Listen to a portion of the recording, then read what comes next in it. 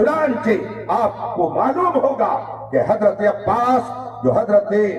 عباس رسول پاک کے چچا ہیں، حضرت عبد المطلب کے بیٹے ہیں، حضرت عبداللہ رضی اللہ تعالی عنہ کے برادر گرامی ہیں، مگر جنہوں نے بہت دنوں تک اسلام قبول نہیں کیا۔ اور جب رسول پاک ہجرت کر کے مدینہ طیبہ آ گئے، مکے کو آپ نے خیر بات کہا، تو مکے کے لوگوں نے، کفار مکہ نے، ابو جہل اور بڑے بڑے سرغناؤں نے پلان بنایا کہ محمد عربی کا خاتمہ کر دیا جائے، نہ رہے بانس نہ بجے بانسری۔ پلان بنایا اور 1000 کا لشکر لے کر مدینے پر ان حضرات نے حملہ کر دیا، اٹیک کیا، جس کے نتیجے میں جنگ بدر واقع ہوئی۔ میدان بدر اسی موقع پر لوگوں کی نظروں کے سامنے آیا۔ حضرت عباس جنہوں نے ابھی کلمہ نہیں پڑھا تھا، رسول پاک کے سگے چچا ہیں، یہ کفار مکہ کے ساتھ رسول پاک کے چاہنے والوں سے لڑنے کے لیے آئے تھے، لیکن جنگ بدر میں بہت سارے سرداران قریش جہنم رسید ہوئے اور بہت سارے قیدی بنائے گئے۔ جن کو قیدی بنایا گیا ان میں سے حضرت عباس بھی تھے۔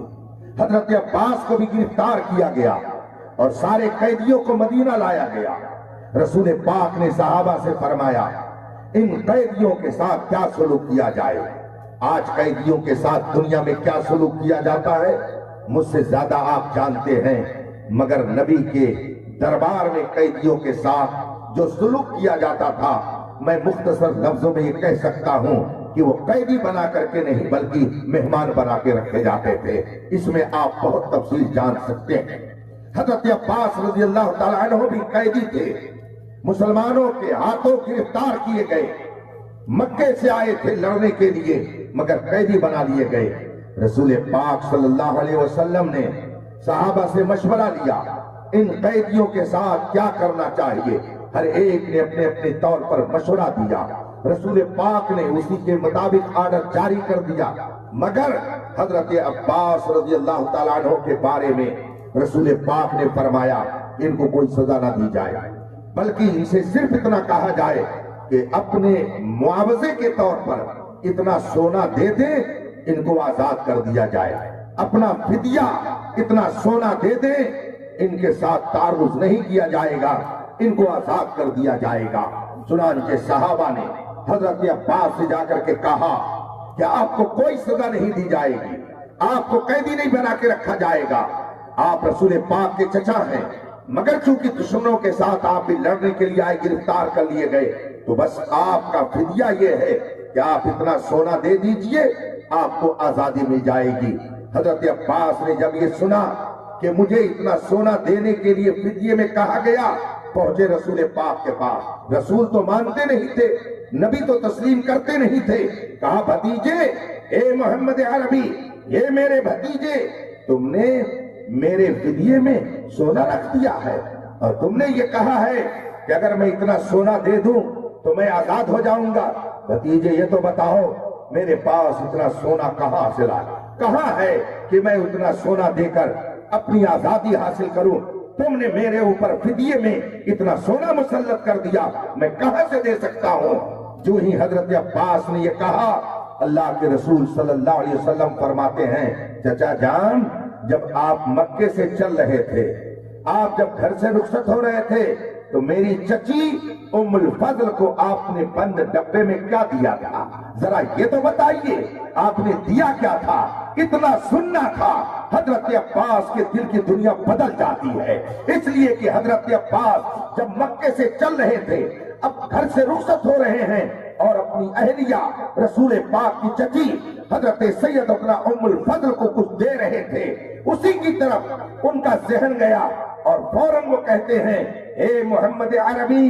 جب میں گھر سے چلا تھا تو گھر کے اندر میں نے اپنی بیوی یعنی تمہاری چچی کو جو دیا تھا وہاں تو کوئی تیسرا تھا ہی نہیں، میں جب چلنے لگا تھا تو میں نے بند ڈبے میں تمہاری چچی کو سونا دیا تھا اور اس سے میں نے کہا تھا کہ اگر میں جنگ میں مارا گیا تو اس سونے کے ذریعے اپنی زندگی بسر کرنا، اور اگر میں صحیح سلامت آ گیا تو اس سے پھر کاروبار کیا جائے گا۔ جس وقت میں نے تمہاری چچی کو یہ سونا دیا تھا، میرے اور اس کے علاوہ وہاں کوئی تیسرا تھا ہی نہیں، لیکن تم مدینے میں بیٹھ کر اگر مکے کے اندر گھر میں ہونے والی گفتگو کو سن رہے ہو، وہاں کے حالات کو دیکھ رہے ہو، تو میں گواہی دیتا ہوں بے شک خدا ایک ہے اور تو اس کا پسندیدہ رسول بنا۔